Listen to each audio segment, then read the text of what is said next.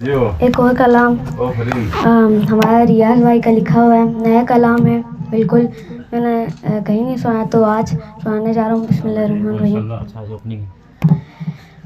न घबराओ दुनिया के रंजो अलम से, इमामे ज़माना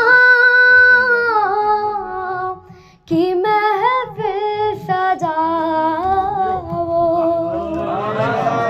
तुम्हारे भी आगे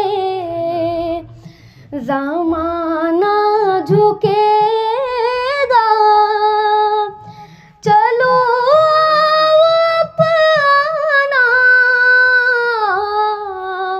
मुक़द्दर जगाओ। दरियाले अहमद से दामन बचा कर, कहाँ तुमको गैरों में इज्जत मिलेगी। दरियाले अहमद से दामन बचा कर, कहाँ तुमको गैरों में इज्जत मिलेगी।